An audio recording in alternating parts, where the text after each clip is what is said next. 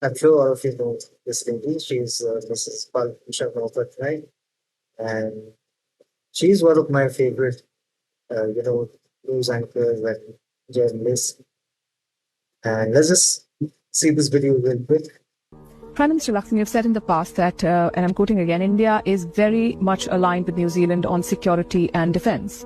And New Delhi has raised concerns in the recent past vis-a-vis the Khalistani separatists that operate in New Zealand. And last year they also held a referendum that talked about breaking up the state of Punjab from India. The government of India, of course, objected to it. How do you propose to address these concerns? Well, the bottom line is that in our democracy, we believe in the freedom of speech. If the Al-Qaeda or the ISIS were to hold a referendum, if organizations like the Al-Qaeda or ISIS were to hold a referendum in New Zealand about something related to one of your Western partners, would you say the same? Well, Yeah. Seriously, all Western they think they can just lecture us on freedom of speech. Like, what freedom of speech was this gentleman talking about? Because in recent times, we have been seeing, just recently when we had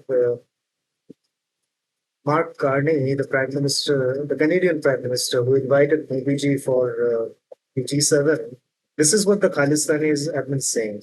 We the Khalistanis thanks Mark Carney,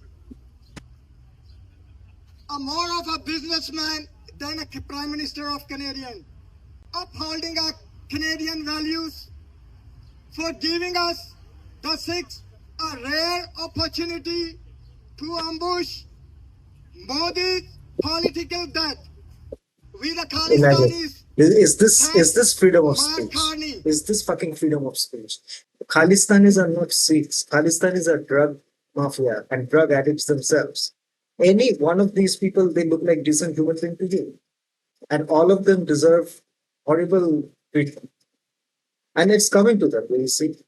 You'll see what happens to them, right? Because this whole Khalistani nonsense. It's a Pakistani army and ISI project, because everybody since in the history, if you look back at history, you will realize that many people have said this before, that as long as the Sikhs are fighting with India, it is very difficult to break India. It is very difficult to defeat India. And that is exactly what the Pakistanis have been trying to do with these Pakistanis. And to that end, the Pakistanis, because Pakistan is not a country, it's a rogue nation. It's a nation full of drug addicts and also drug cartels. Pakistani army is the biggest drug cartel in the world.